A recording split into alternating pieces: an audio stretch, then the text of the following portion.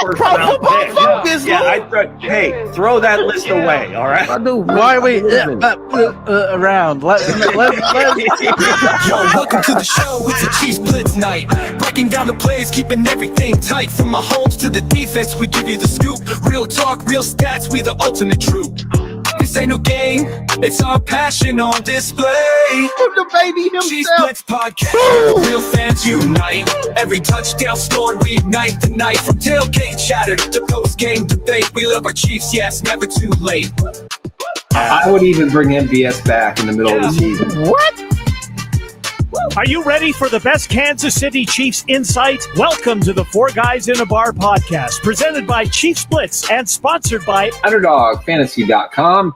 Now here is your Chiefs Blitz host, Nick Athan, with Lou Montagna, Andre Tillman, and Hense Todd. All right, welcome back to the next edition of Four Guys in a Bar, presented by ChiefsBlitz.com. I'm your host, Nick Athan, alongside Mr. Hense Todd, producer and partner extraordinaire on this extravaganza. New show opening. We're still tweaking it. Still got a few more tweaks to make, but in the end of the day, I thought it was terrific. So kudos to Mango for putting that together with his buddies and Hense. It looks great.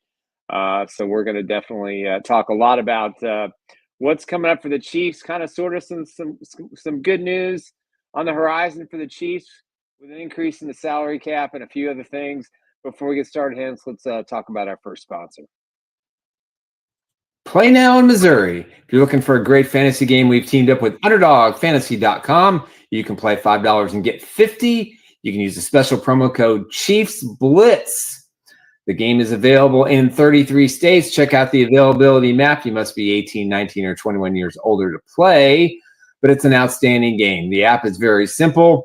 You can deposit and get up to $1,000 in bonus cash for new customers, and make sure you use the Chiefs Blitz code, and so you can register to start playing this amazing game. Play Pick'em on Underdog. You can, with all your favorite NBA players, James, Curry, Ball, anybody and everybody who's in the NBA, you can play higher or lower. It is an amazing product. It's very simple to use.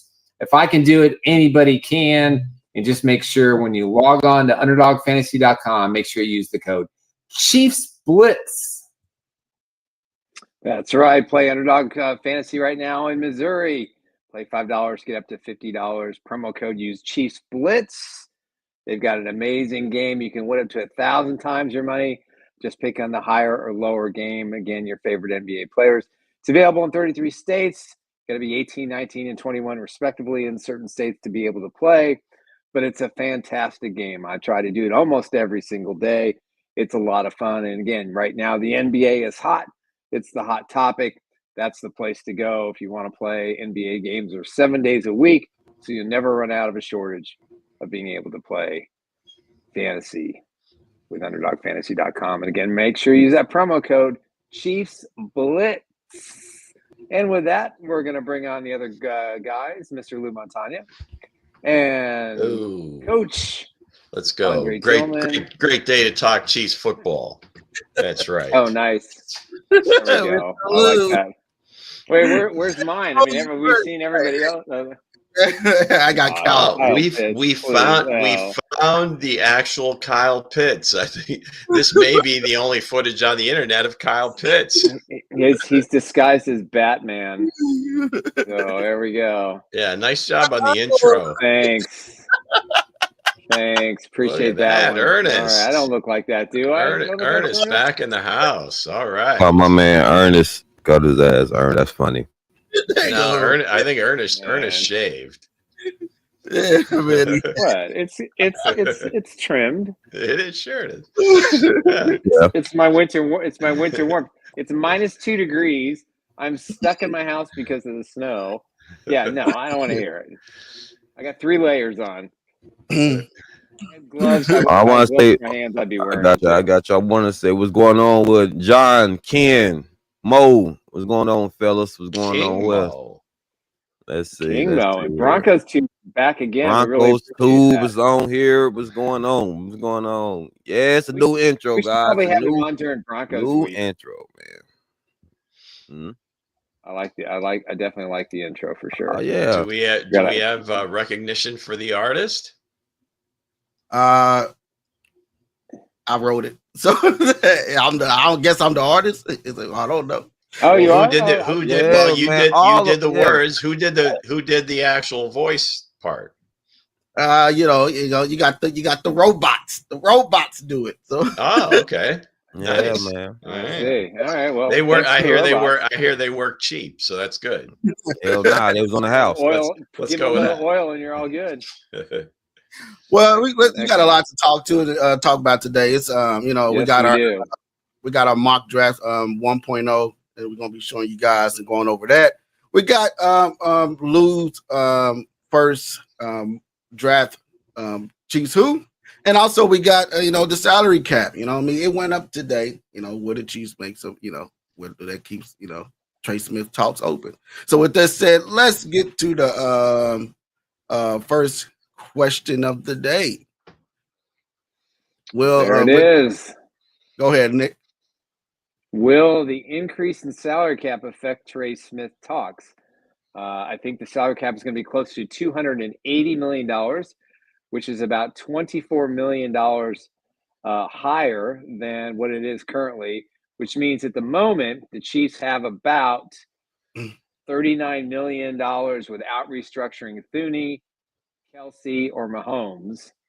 The bad news is every NFL team gets the bump, but it begs the question: with an extra 23 to 25 million in free money, do the Chiefs, even though it's been reported by Nate Taylor at The Athletic that they're not going to tag Trey Smith, do they all of a sudden decide, maybe on second thought, they should? So, for me personally, again, I've heard nothing that they have any interest in tagging him.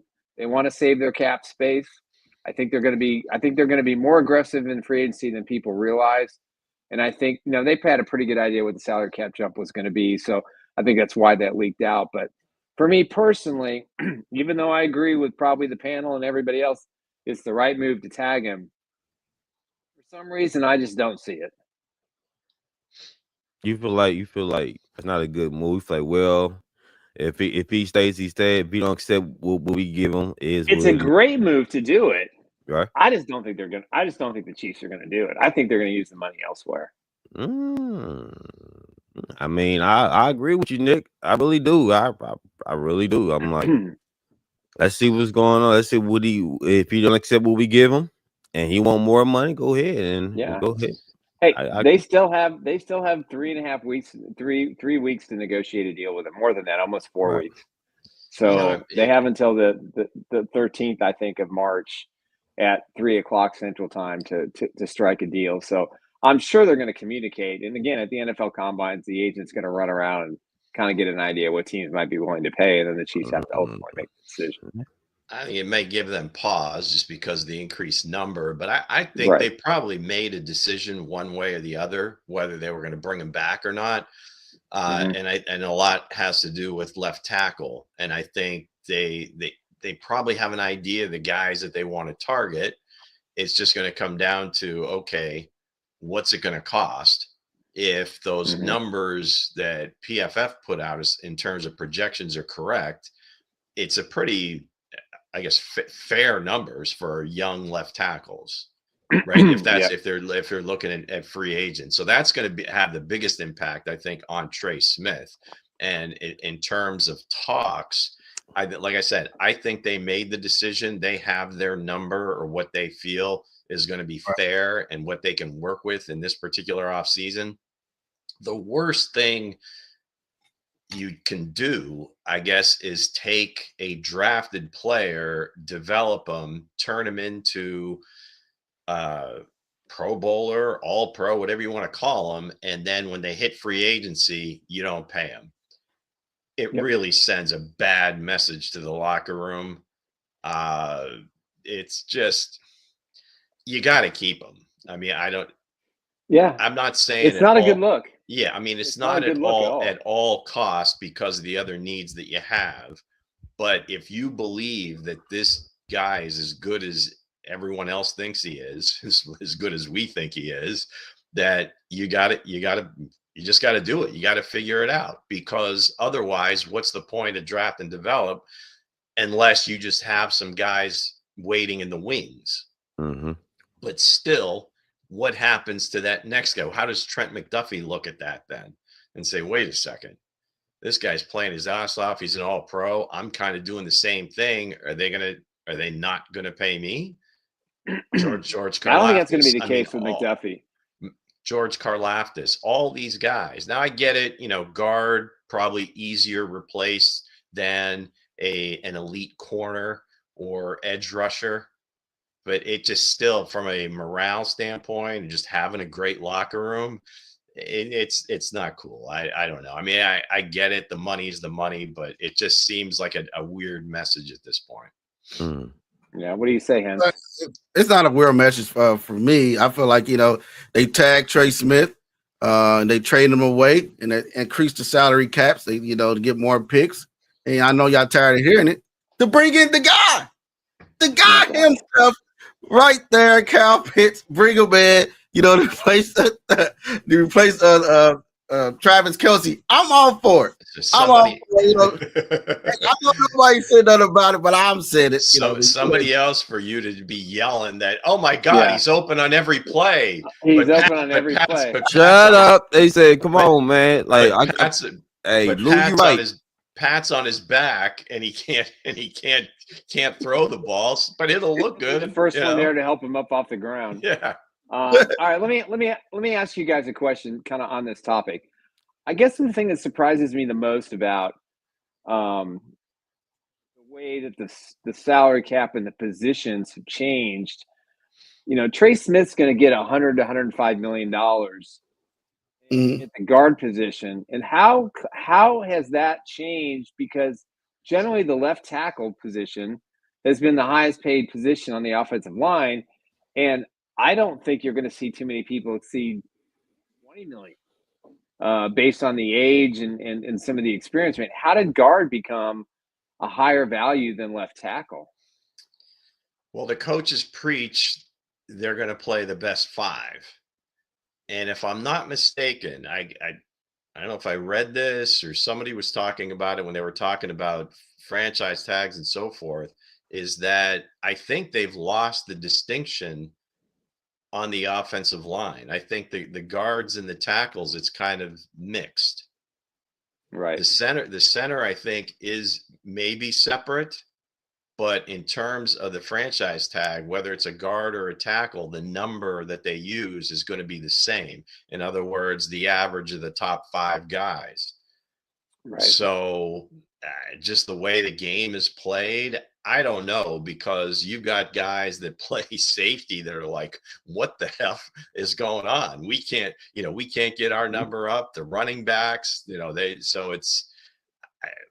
I don't know. I think it's just as markets change, as one guy gets paid and another guy gets paid, it just kind of feeds off itself. Yeah, I had to say, I agree with what Lou said. It's just like, I don't think it'll affect anything, but but I do expect them to, tag Trey Smith, get that. I don't think he's gonna be here, when it's all said and done. But I do think they're gonna leave some room to get one of them done between Nick Bolton and Trey Smith. So yeah. So and I'm gonna answer some of these questions in here. Some people said overpaid. Some people said what they say, Coach Dre. All right, let me see. DS say someone's overpaid. Let me see. Ruben said something like that's very interesting. He said the chemistry gets broken. If you make that move, you don't sign, you don't sign them back. The chemistry is broken. I think the offensive line chemistry is already broken, to be honest with you. I said the chemistry brand snapped. It's already broken, man. Oh man, I hear that. Man. If that's the case, then how can Brett Veach rebuild the trenches? Can he rebuild it through the draft? Can he, Of course, build through the damn draft. Of course, that, and we see what they had. We see what's out there in free agency. We see what's out there, right? A serviceable talent, as Nick stated, serviceable talent. Hey, you're gonna get what you're gonna get. I'm not spending bread on serviceable talent. I might as well wait until the goddamn draft. But I mean, you go for the best option. You go for the cheaper option. Trey Smith is one of won the big deal. So you go with somebody that's out there, you get them for less. You get them for less, and you train them well. You train them well. You know what I'm saying? You train them like the Andy Reid way. Topic. Right. Yeah, you train them the Andy Reid way. But I don't know. The like point about that I is I think the team, I think everybody wants answers quickly, and they want people that are going to be up to speed right away. So looking at this year's draft, I don't think you can say we're going to depend on a draftee to come in and play the most important position on the field for us, other than quarterback at left tackle. And picking at 31, you're not going to get the cream of the crop. No. So you're gonna get some cream, but not I get you. You're gonna get some cream. The thing is that the previous drafts we have to look at to say, okay, we're building through the draft. These guys that we've taken in the last couple of years at offensive line, have they come around? Are they ready to play? Well, they haven't shown it to this point. If they believe that, like I said last show, if Kingsley is going to be better by next, and again, they kind of rolled the dice on that going into this year, but he's a rookie, he's raw. So maybe does this year really help him, what he played and then had to sit down? So there's a lot of questions there. So can he rebuild the trenches? I guess if we could kind of like get in those coaches' heads and see, okay, who do they believe can really do this? Right? Is Hunter Norzat, we're talking about Trey, is Hunter Norzat a guy that can come in and take that position? Is Joe Thuney going to stick with the team? So there's a lot of other questions, but we just don't know. In terms of this one, it's really going to come down to, and I think we'll get to it maybe by the last question, is this is the most critical offseason of Brett Veach's career. And I don't think I'm not being hyperbolic. I'm not overstating it. I truly believe that. Yeah. Ruben said, what Ruben said, Coach? It doesn't work that way, Lou. This is now. Doesn't let players grow. Well, yeah, the Chiefs are in a dynasty period, so everybody wants to win. Again, listen, the whole fan base is spoiled right now, completely spoiled. And, 5 out of 6 Super Bowls in the last 6 years. As what Chris Jones said too, you said the team's spoiled, man. The team is spoiled. And if they have a down year, you know what?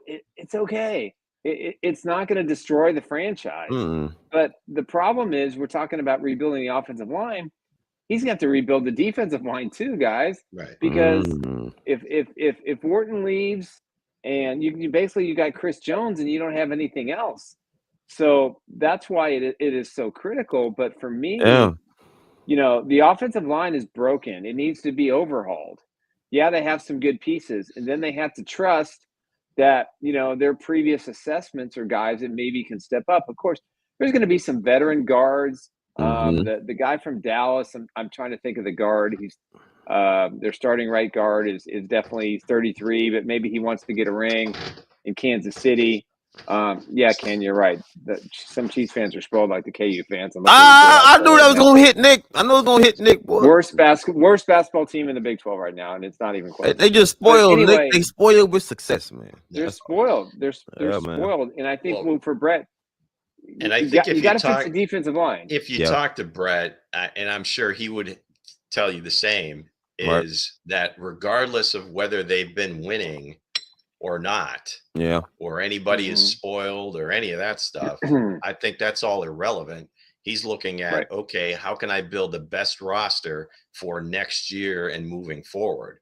Even if they had 0 Super Bowl wins, it's just, I think maybe it's just the spotlight is a little bit higher because they have been winning and the expectation is they're going to continue to win. But in his mind, I got to believe he's just saying, okay, forget about what we've done before.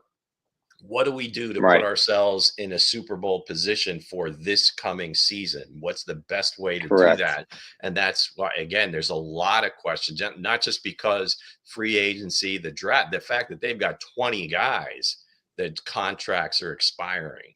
So they got to make a decision. Yeah. They got to make a decision. Boy, that's crazy, man. They got to make a decision on those guys, and they probably already have for the most part. Yeah, and now they've got a handful that they want to keep, and they probably have numbers that they've kind of assigned to each of them to say, okay, this is what This is what we're willing to pay him. So. Yeah, Wesley Brewster says roll with DJ Humphries, draft a top tier tackle, and trade Trey Smith, tag and trade Smith to the Bears for draft compensation. Add more top 100 picks. Listen, I'm all for that. If Trey Smith has said to the organization, A, I want a deal over 100 million, and B, I'll give you a chance to match it. But if he's content with his Super Bowl rings and now he wants the money, hey, God love him, man. Go get the. Hell yeah, the I'll iron, be as my content. grandfather used Shit, to I already say. got my rings. I want my money. Heck yeah, my money. I want my I already money. got my ring. Shit, and that's fine. I got that. But Brett Veach, but again, I got that. it's not he's got to build two trenches. You look at the Philadelphia Eagles. Why did they win the Super Bowl? Because their offensive defensive line was superior to the Chiefs. O-line, D-line, Howie. O-line, D-line, Howie. We don't have superior. That shit was remarkable. That damn anywhere close. Well, I think winning all those games during the course of the year, I think it was kind of like the old line whistling by the graveyard. Yeah, they're winning games, but they weren't really overpowering anyone. It wasn't convincing. The best game they played all year was against the Pittsburgh Steelers. It was they run up against the biggest, baddest bully in the NFL. Yeah. And it kind of hurt them. But by the same token, they weren't really playing with all their best on the offensive line. So there's somewhere in between there. They've got to make some tweaks, some improvements. They crushed Elm Street. How it's going to be difficult. He's got to make some difficult choices because you've got people saying, well, they need to get another, veteran receiver. They need this, they need that. Yeah, there's a lot of stuff. They need explosive backs. So there's a lot of decisions have to be made. And it's a lot, gentlemen. It's a lot. They're going to have to draft right. We want to be in his shoes. Man. Well, I'll say how they rebuild the trenches is I'll say starting free agency and then go from the draft from there. Because I'm not putting another rookie left tackle out there and he's getting beat off. I'm not a fan of that either. Right. And they don't. That's the last thing they want to do. Put him out there and get his butt slandered, get his ass kicked. Hey, one of my old buddies here, my former War Paint Illustrated guy, Mike Nugent. Mike, what's happening? Hey, Mikey. Sign trade between restructuring Patrick, Thuney, Travis, and CJ. They can get the money. It's inexcusable. It's not put the best possible line in front of Patrick. I love you too, buddy. For those that don't know, Mike Nugent and I worked War Paint Illustrated together. We had our Out of Bounds podcast together. Okay, what's up? Yeah, so we did that for a really, really, really, really long time. So Mike, they can find the money. It's just that is the talent out there for the money that they have. That's just it. I mean, again, the left tackles don't grow on trees. We talked about the options in free agency. They're serviceable talent, as Nick would say. They're serviceable. There might be two guys that you would think could do it. I think Ronnie Stanley is really the guy that you could say makes the most sense because he's played at a high level. He's still like early 30s. So he can still do it. We know that, but he's going to command a big amount of money because he is the only one. The other guys I think Cam Robinson fits that category. So Nick, what you saying? Everybody in the free agency at that position is a D+ guys. Besides Ronnie, everybody else is D+. Ronnie is like the C+ B- guy. I think Cam Robinson's the ultimate decision here. I really do. I think there's been some backdoor talks. He's younger. I don't know that he's played at an elite level yet. No, but I think price-wise he fits. And I'm not sold on Stanley. He's had a lot of injuries. He's 32. Again, guys, this is the problem. It's not a great free agency. It's not. That's like the bottom line is there's no slam dunks. And I hear you about Ronnie Stanley, but even given your opinion of him, Mango, he's still at the top of this class. So that's the point of this whole thing. It's like Richardson. None of these guys are clean because if they were, their teams probably would have paid signed them. Well, if that's the case, how much should Mahomes have in the say? You know what I mean? I want a rookie left tackle or a veteran guy out there. How much decisions should he have on the personnel? I mean, he should have all that shit. That man, the man is right behind him. Nick, sir.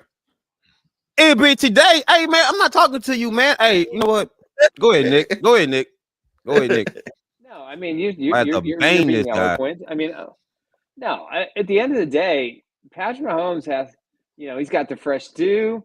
He's going to come in with a new attitude. That slick dude. Listen. Tom Brady made a lot of executive decisions with staff, and he made a lot of suggestions, and he did a lot of recruiting. Yeah, and it didn't always work. They may have consulted with him, but I can't see Belichick really going in. He was in the room and he was part of the conversations. That's what I'm saying. I think for Patrick Mahomes, the same thing has to happen. Now he did recruit Hollywood Brown last year. They got to hear my voice, people. It's popping because Dre's mic is nearly inside his mouth. That's why it's louder. Hey, man. Oh, there you go. Hey, is that better, guys? We're not saying that. We're not suggesting anything else. No, that was Lou. Lou once said that shit. Please lean in. I know. Yeah, that's my view of Coach Dre. No, listen, seriously, you got to have talking too much. That's what I know. It's his ass on the line, and he's got to have a say. Oh, I can't imagine that he doesn't have some sort of input. Oh, absolutely. Now, I know Veach talks to him all the time, and Andy talks to him all the time, and they let him know what's going on. And whenever they're going to make a deal or a trade or considering somebody free agency, they always ask Pat what he thinks. But I think if I'm Patrick Mahomes, after everything I went through the last 3 years, including, basically getting beat to shit this whole year because the offensive line was Swiss cheese, I think, you know what? It's like he's going to be 30 years old next season. And at the end of the day, how much longer do you want Patrick to play football? Do you want him around for another 8 years or 10 years or 5 years? And I think that's why this offseason is so critical. But if I'm Patrick Mahomes, I'm going to Andy Reid and Brett Veach and Clark Hunt and saying, hey, you got to have this. Got to figure out a way. Yeah. If I need to give $30 million back, here's the money. If I got to give $60 million back, here's the money. Yeah, he's not doing that. He's going to get his money no matter what. Not doing that. Yeah, I know. I mean, he doesn't have to do that. I mean, all the restructuring creates cap space. He's still going to get his money. I don't think that's an issue. It doesn't matter how you put it. Yeah. And he's not like Patrick's out there grinding tape on offensive tackles that are, college draft guys, but I'm sure they do consult with him and they take his input and everything else. Ultimately, they make the decisions, but yeah, absolutely. He would be involved. There may be some free agents or guys that he knows that he feels that, just by watching them or seeing them that he feels that they could help. But bottom line is they are kind of in this window. I hear what you're saying, John. You want to play the long game. I get it. But you see how quickly these things can shift. They lost the Super Bowl, and now it's like, which way is this going to go? Are they going to retreat for a few years? Haircut. Or are they going to continue? And I think that's what both their Super Bowl losses. Brett is going to do everything he can to make it. And I'm not saying he's going to go all in for this year. He's still going to look to the future, but he definitely is going to make moves of guys where there were weaknesses this year. They need to make some sort of change because they don't go all in. Why not go all in this year? I mean, we trying to build a dynasty. How are they going to do that? Why not go all in? I don't know how they're going to do that. That's well, again, everybody has different definitions of what all in is. Go all the way in. If they were one player away, right, and he was a free agent, then maybe you say, okay, let's push our chips to the middle of the table, and he will get us to where we need to be. There isn't anybody like that out here away right now. Right, there isn't anybody like that out here. So that's why, again, he's going to be. This is where he makes it. He's going to make his money. I mean, he's made a name for himself so far.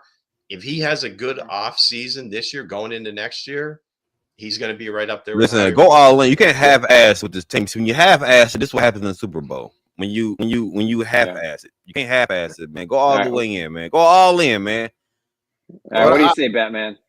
I'll say this, man. Should he had to say some of it because he did pick Clyde Edwards-Helaire in the one with the draft. I'll say, nah, maybe I'll say, that's his mulligan. You don't get that. You'll get that's his mulligan. But if he had to choose, I think he'll probably go more of a veteran left tackle than supposed to a rookie going out there trying to protect his blind side. But again, so I feel like he should have some say about some position needs or other stuff like that. But yeah, if he comes out like on draft picks, we see what Clyde Edwards turned out to be. No, I'm not as much about that. Serviceable. I hate that word, serviceable. God dang. Weston Brewster makes a great comment. The Chiefs need to start considering using void years on contract. That's how the Eagles get away with everything.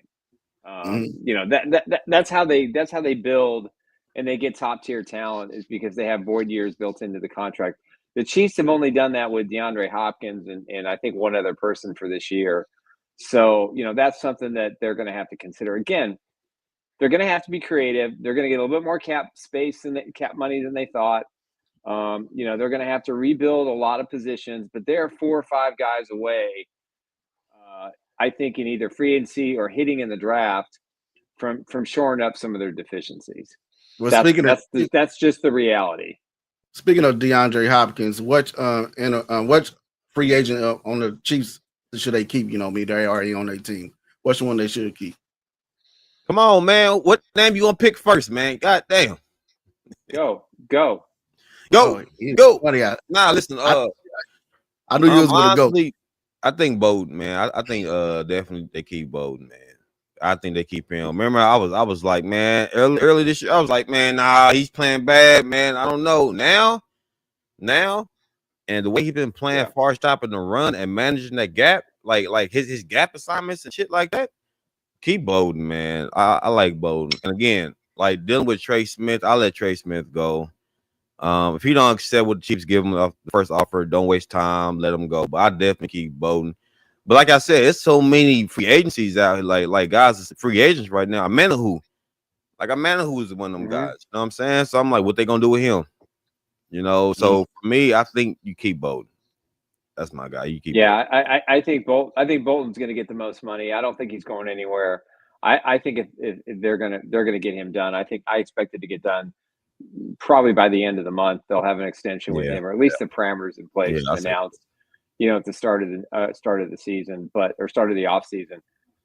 Turk Wharton would be, he and Amanahu would be 2A and 2B, and then again, if they get those 3 deals done and they can kind of shore up that defense a little bit, then that makes their job easier, in free agency and in the NFL draft because they got some guys they can count on.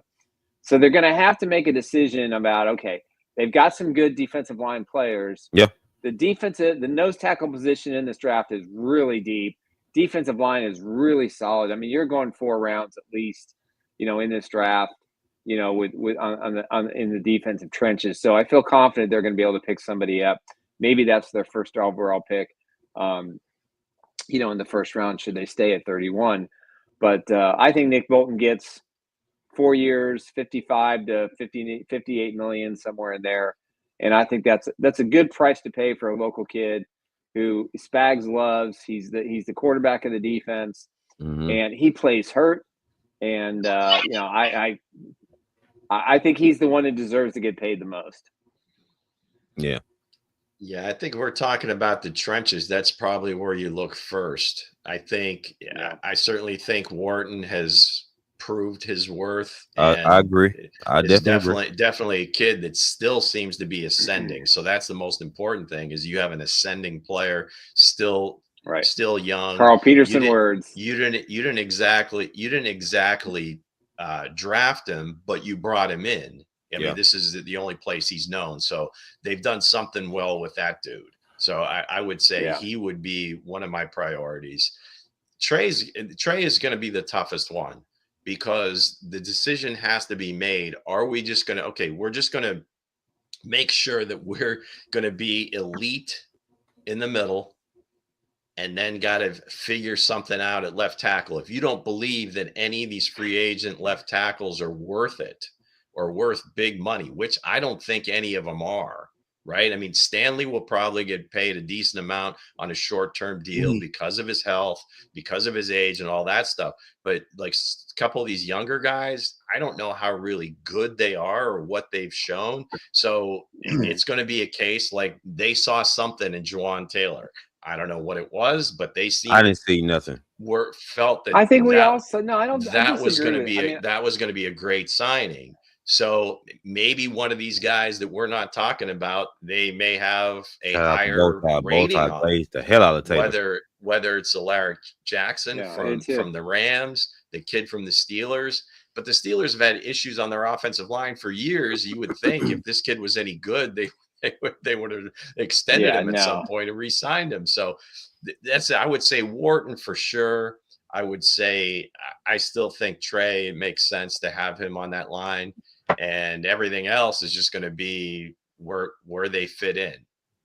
Yeah, there's plenty of guards in free agency available that are pretty good. Serviceable. Yeah, very serviceable too. I think we need to get a dictionary for coach and let just read what serviceable means. So it don't even sound good. It don't even sound good. Everybody knows why you're so. Somebody put that in the chat. Anti-service. I'm gonna give me a serviceable woman. Wow. I'm gonna give me a serviceable woman. I'm pretty sure that's your MO. I mean, that's pretty much so your like. MO. Just disrespectful. Like she's available. I'm available. Let's go. Yeah. I want you to feel my knees and bounce. I want you to feel my knees and bounce. But I say this: if one person they have to keep is Nick Bolton, they had to. That's the guy. You know, like the first game, I was like no against the Baltimore Ravens.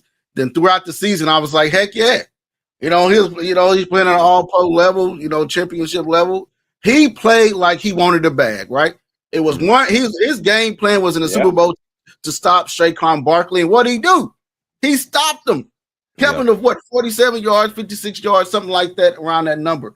And and Trey Smith, if you had to choose between the two, it's a lot of good guards that's coming out this draft. The kid from Georgia. It's another kid from Tennessee that's coming out, And it's a lot of guys that you can find in a third or the fourth round that can slide in right in at the position. Or they already did that last year. So if you're thinking, then the guys they drafted last year would fit into that mold.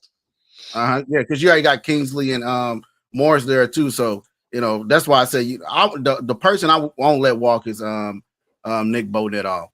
So is this the make or break here? Would you take Nick over Zach Bond?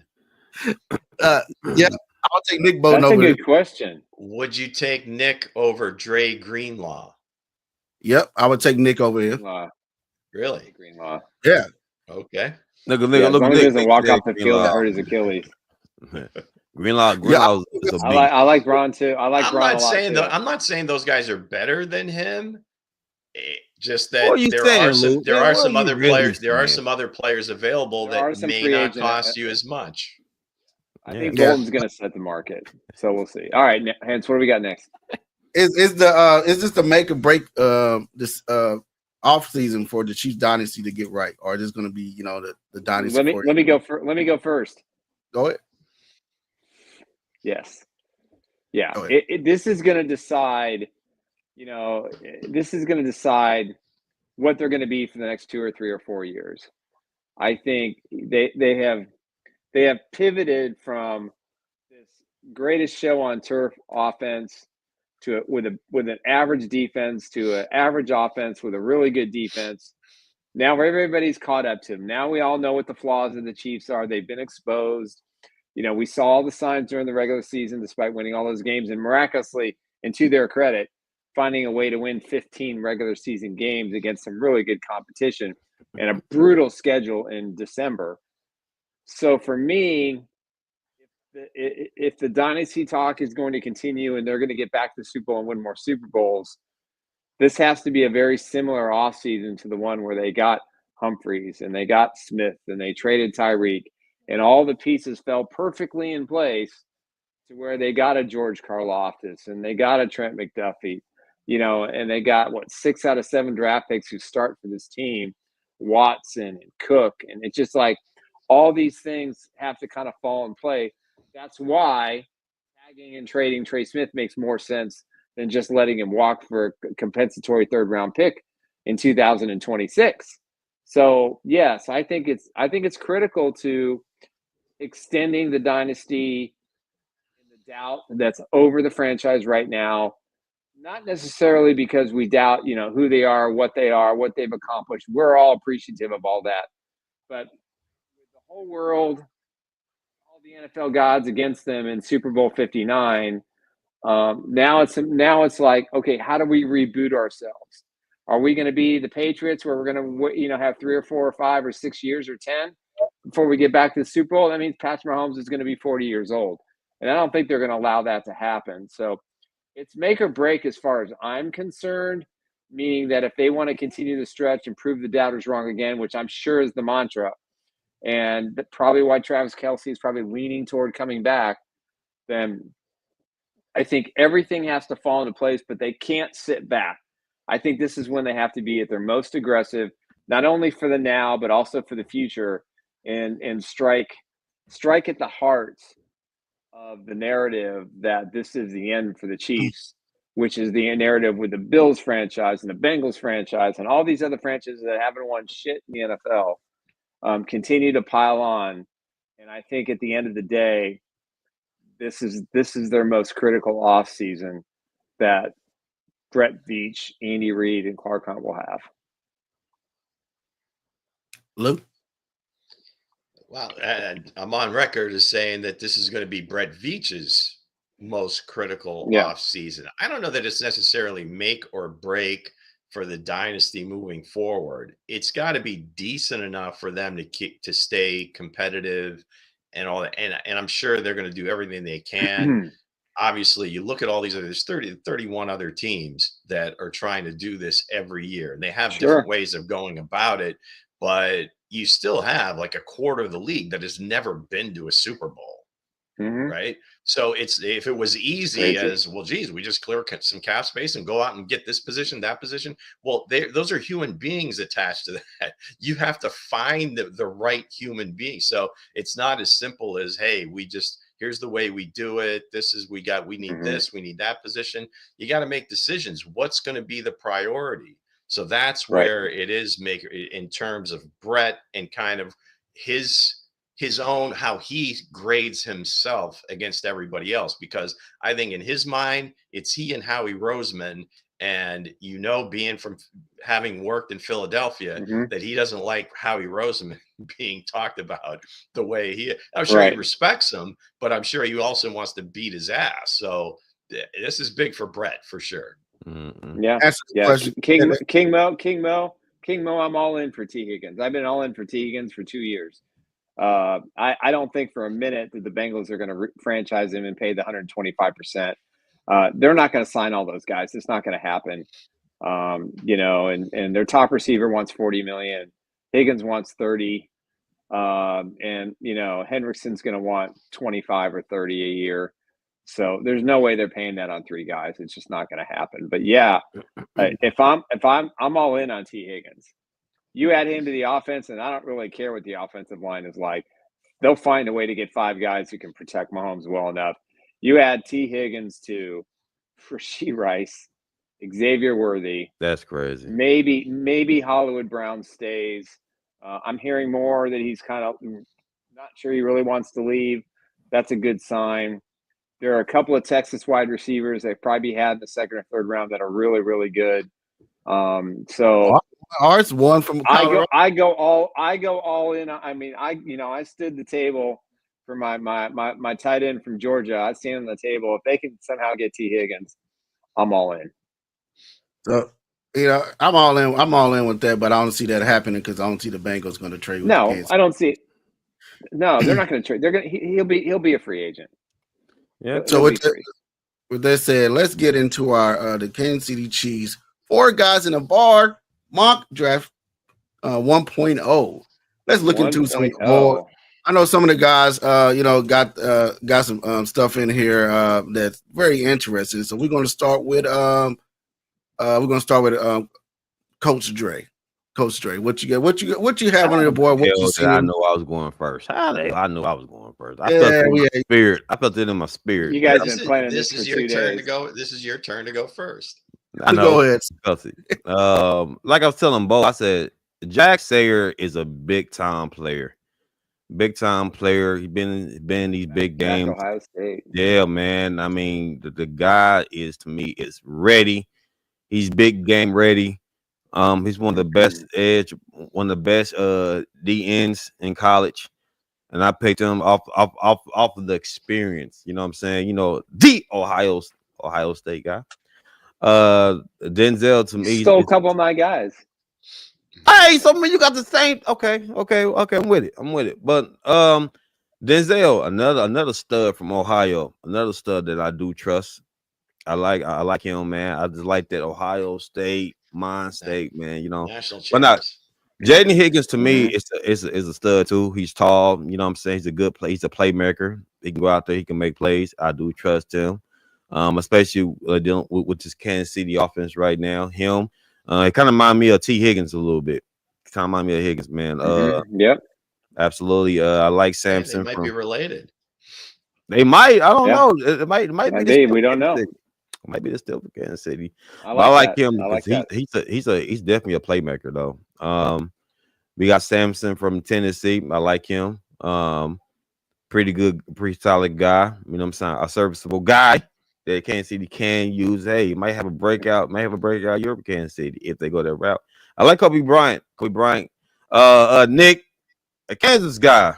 You know what I'm saying? Yeah, no, Kobe's a baller. Yeah, he is. I was trying to tell Bo over here about Kobe, but he wasn't listening.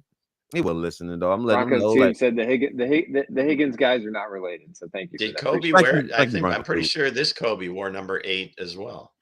Exactly. He's super talented. He's a gifted cornerback. I think he led KU in interceptions. Yes, he is. He's a tackling machine. I think I got him on my list too. But he's a special player. He's a tackling guy. Yeah. He's good in coverage. Yeah. He's very competitive. Yeah, very competitive. Yeah. What y'all think about his draft board? Do y'all agree with it? Lou, did you If those guys are available in those slots, I think it's pretty decent value at all those positions. Again, it's hard to really look at these now because we don't know what happened in free agency, but it's worth an exercise. So all things being equal, it's not horrible. I mean, it's not horrible for a first good half. Good as any. You got some good programs there that you've got some good programs that have some good coaching staffs. Exactly. The guy's going to be prepared to play in the NFL, and that's what you want. Exactly. So what you got? What you said about yours, Mr. Nick? All right. Well, I got again defensive tackle from Ohio State. A lot of Ohio State. Williams. Wow. The Ohio State. I'm going back to back too. I got Donovan Jackson, inside linebacker. Jaden Higgins, again, 3rd round pick, Iowa State. I love this kid. I think he's going to be special. I think he's going to be a steal in the 3rd round. Devin Neal, who I think is just, he is not Jamal Charles, but he's pretty damn close. Doesn't have that accelerated, oh my God, speed, but he can still break off a 70-yard run. He's great in screen passes. I love him. And of course, Kobe Bryant. Absolutely. Caleb Rogers is kind of a 7th round. Oh my, what the hell pick out of Texas Tech. I think he's got some skills. I like his body size. I think he's a guy who, more likely than not will be an undrafted guy. But I think, if the Chiefs are looking for another, late tackle, definitely be a guy that they can fix. As far as Samson goes and his fumblings, a lot of these things can be corrected at the NFL level. But to me, you get guys from good programs that have had that have churned out good athletes. You can't go wrong with Ohio State. They basically bought their entire defense. Yeah, they bought their entire defense last year and they won a national championship. But come on, they did. Let's be honest with you. They got a lot of money invested in. What the hell difference does that make? It makes no difference. It's just good business.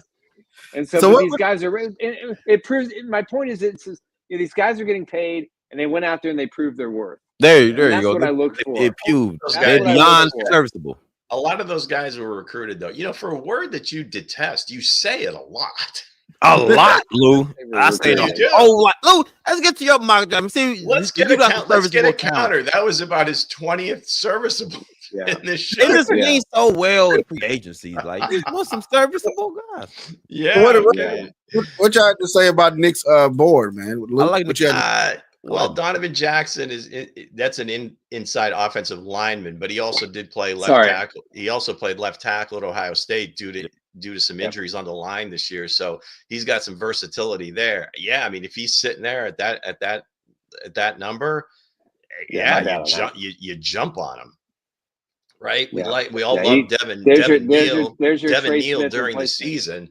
That game against Colorado kind of opened a lot of people's eyes because, I don't know. I'm really not watching a ton of Kansas football during the course of the year. I was watching it because I was more interested in watching Coach Prime.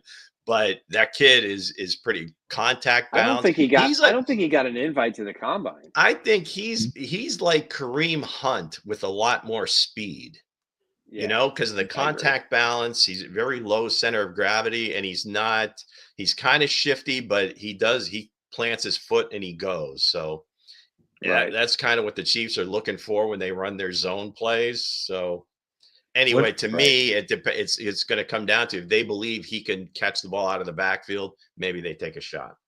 So what about yours? Right. What you got?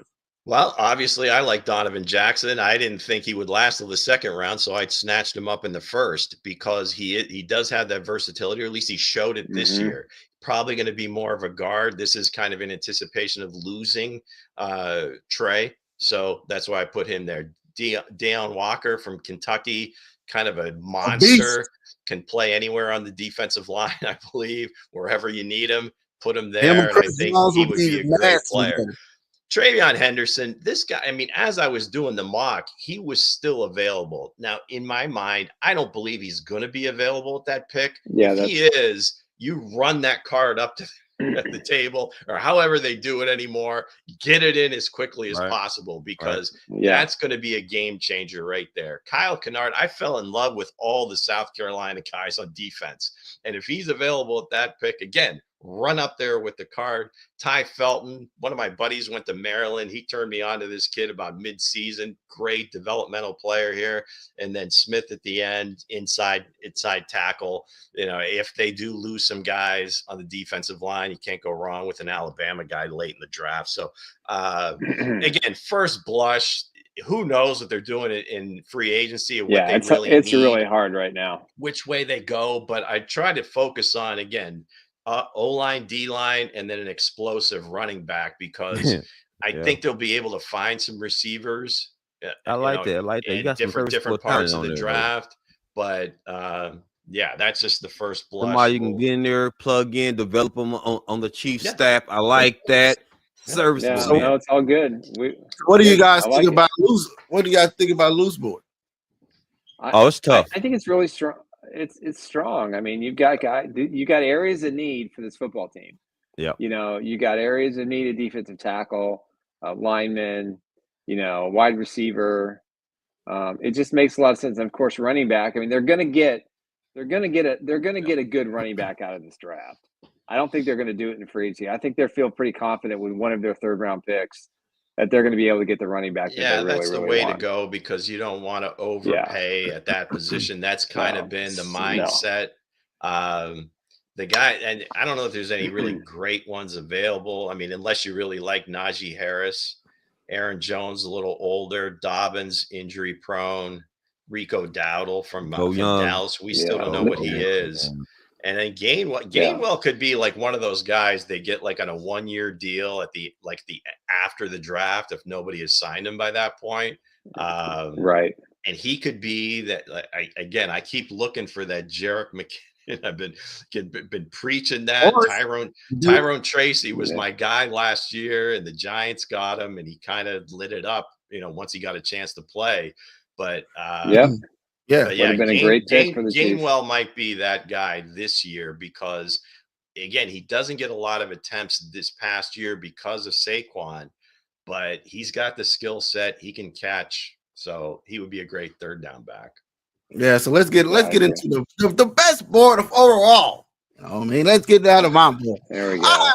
After the Chiefs taking Walker, I kind of agree with Lou. I think Walker is going to be a first round pick. Him and Chris Jones together, that guy is 6'7", 345 pounds, and was manhandling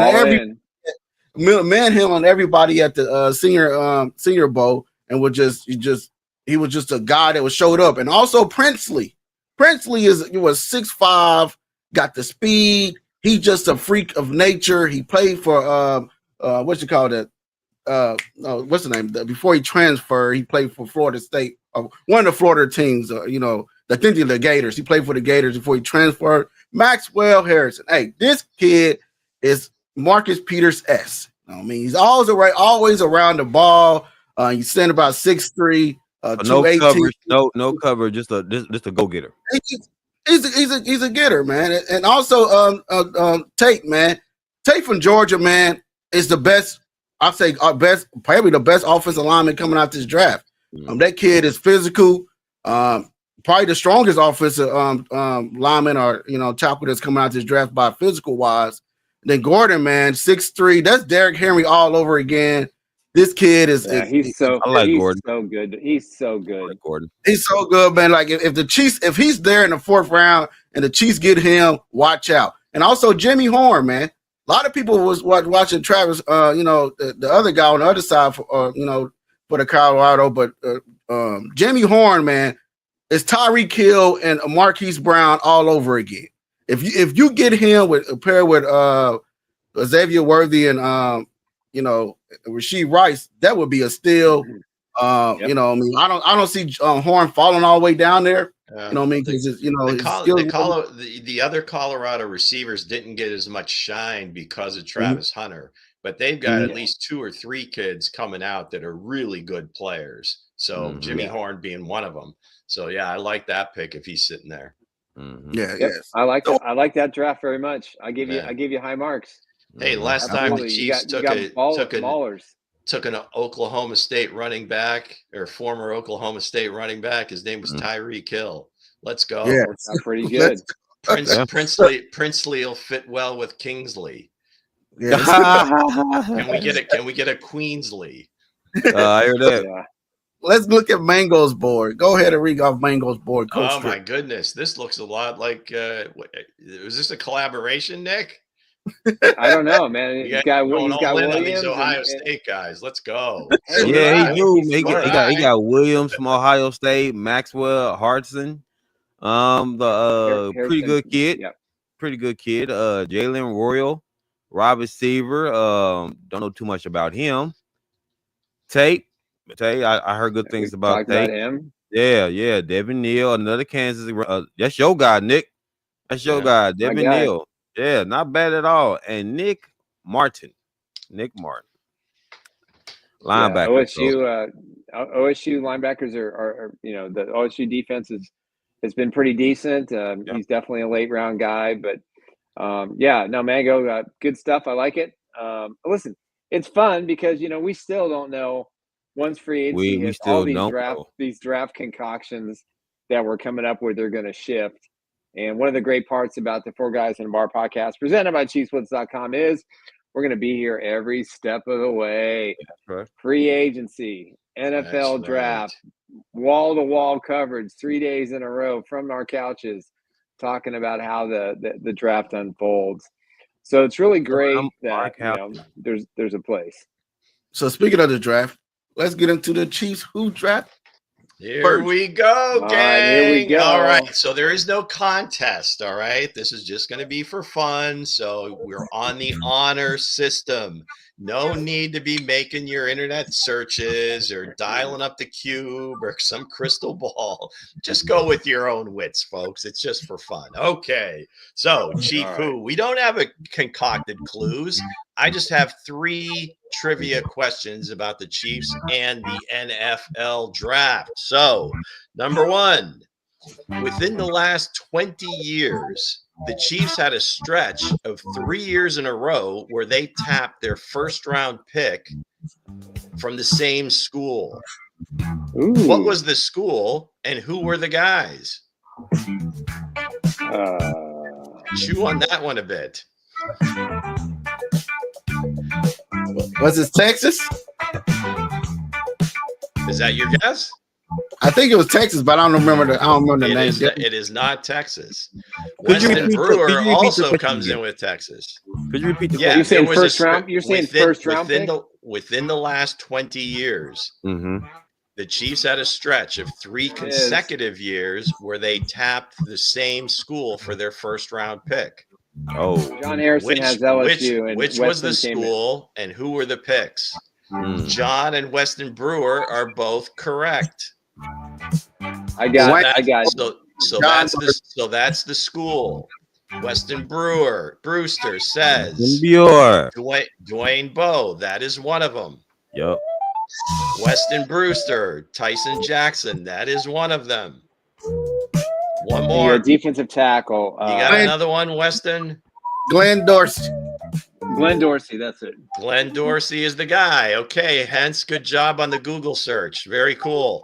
Now, Mike and I spent a little time with Glenn Dorsey. In 2008, they also had a second first-round pick. Was Brandon Albert, a guard from Virginia, who had a great career. But anyway, okay. So in 2020, the Chiefs infamously took Clyde Edwards-Helaire, also an LSU guy, with the 32nd pick or first round pick. Before that, who was the last first round running back that the Chiefs selected? I know. Go ahead, Nick. What you got? It was Mr. number 27 from Penn State. Give out his his name slipping on my mind. You're right there. Help him out, Nick. Larry Johnson. Larry Johnson. There you go. Well done, Hensley. Yes, number 27 from Penn State. You get a piece of the pie. Was the 27th pick in the draft in 2003. They had one of my favorite thing wasn't Priest Holmes was already on the team, but that was a gutsy call, and they both shared. I mean, it was amazing. He had just hurt his hip. Was Sinclair he had just hurt his hip the season before. Yeah, I don't know if he was, Ken. I don't know that he was serviceable. All right, so last one. This one should be easy for everybody. Let's do it. Last year, the Chiefs took Xavier Worthy in the first round. Who was their previous first-round wide receiver? Previous first-round wide receiver was number 89, Baldwin. Caught the Hensley owns this game. Let's go. Jonathan Baldwin from Pitt. That's right. 2011, the number 26 pick overall. Let's go. Way to go, Weston Brewster. You're on it. One of the worst Carl Peterson picks of all time. Yeah, that didn't work out so well. Near sir. Everybody thought they were getting Larry Fitzgerald, not so much. He did break a lot of Fitzgerald's records at Pitt, but yeah. So there you have it, folks. That is this week's version of Chiefs Draft. Love it. Okay, both kick ass without the Google. Friends at Underdogs Fantasy Sports. Sorry, gang. There it is. Underdog Fantasy. Let me get props to Bo, man. Bo, you did all this without Google search. Google I saw the spark. I saw the sparks coming off of the cube, though. Hell so yeah, man. We don't know. Hey, man, he didn't use Google search, man. I'm proud of you, player. So with that said, let's get right into our sponsor, Underdog.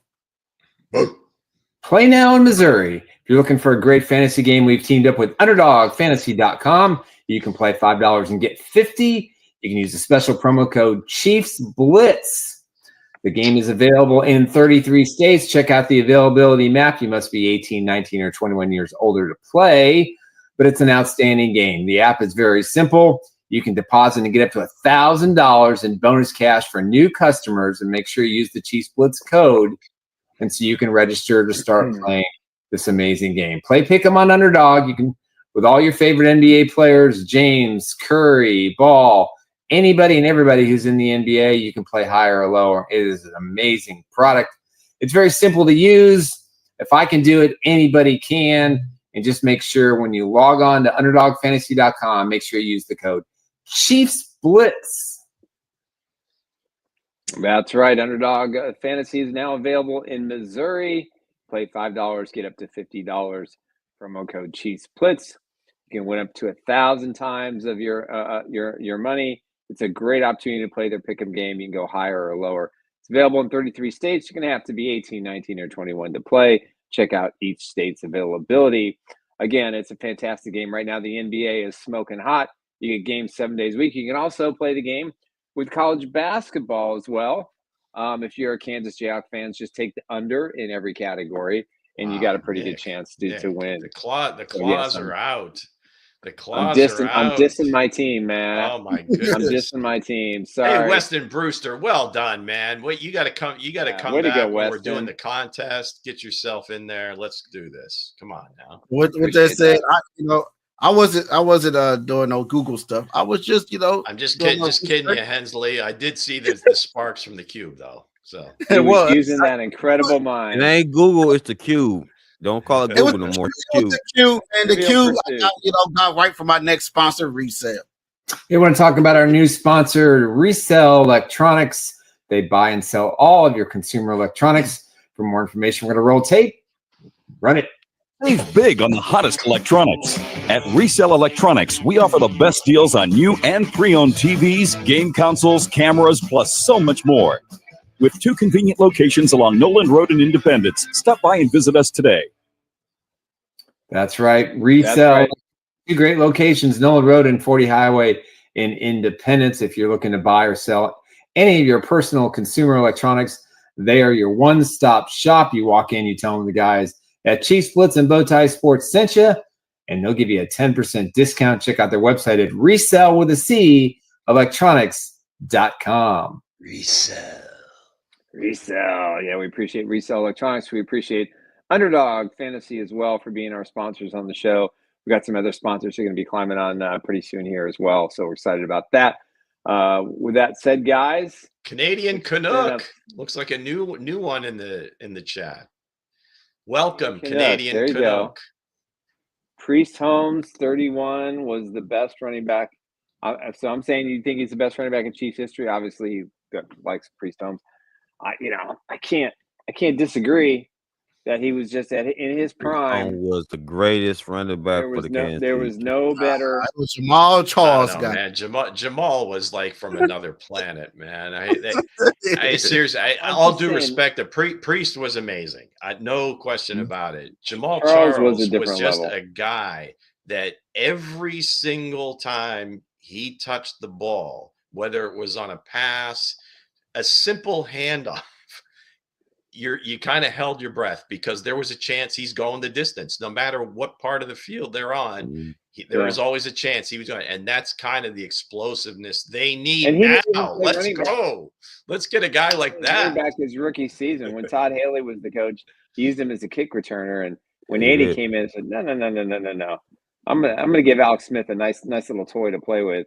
And it worked out very well for Kansas City. Priest was a monster, but JC was an alien. I mean, you can't go wrong with neither one. Yeah, he was. You're right. Different styles. Right. He's up there for sure. I mean, but I think both guys. I mean, one and one. I mean, hell, Larry Johnson. We talked about him before. I mean, he maybe didn't play as long as Jamal. Both of them had shorter careers, but Larry Johnson was more of just a dude. I think Priest Holmes was just all around back. Larry Johnson was kind of like what Derrick Henry is now, right?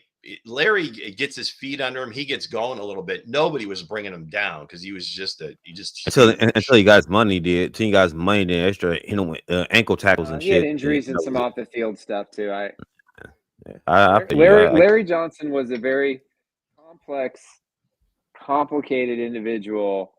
But one of my best memories, during War Paint Illustrated was just being around him. I mean, for whatever reason, he took a shine to me and Mike. He really respected what we did. He kind of knew how we kind of felt about some of the noise surrounding him. But he was always great to me and was always giving of his time. And, I'll never forget, I interviewed him right after, Coach Vermeil told him to take the diapers off. And, Larry didn't appreciate the comment from his head coach.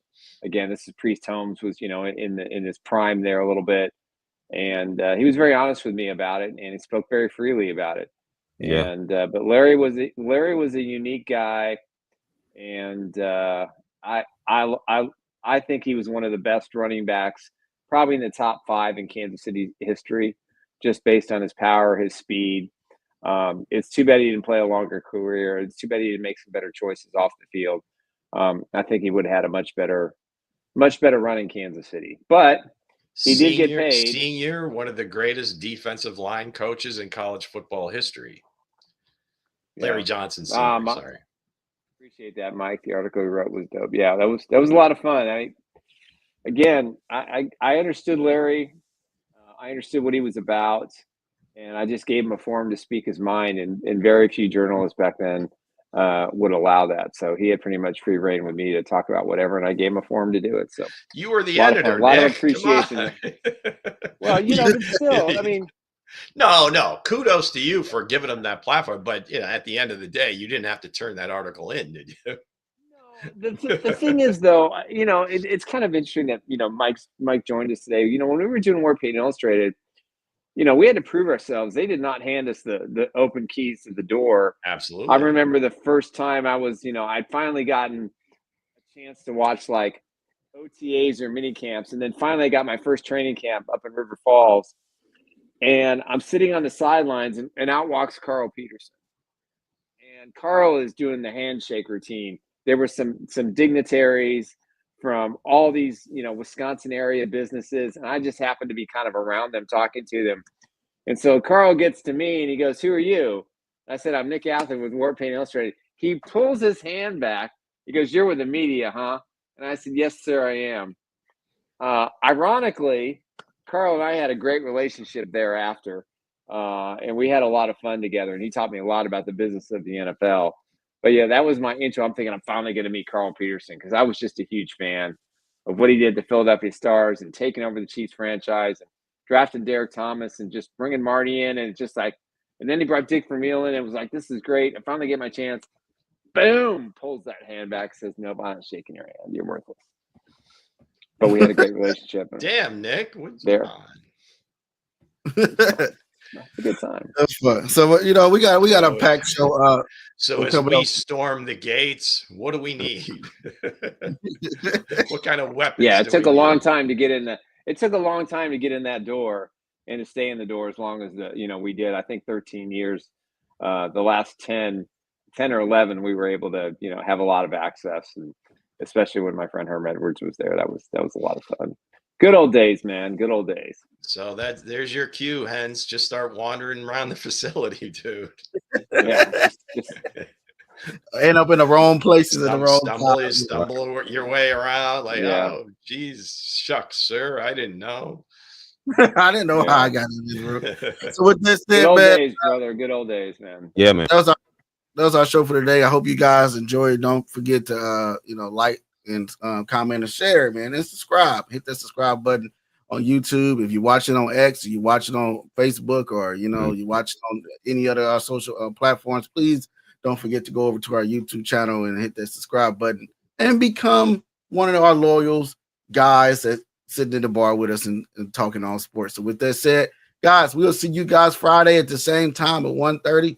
Hope you guys ready, because we're gonna have a nice show lined up for you guys. Let's go, Chiefs. All right.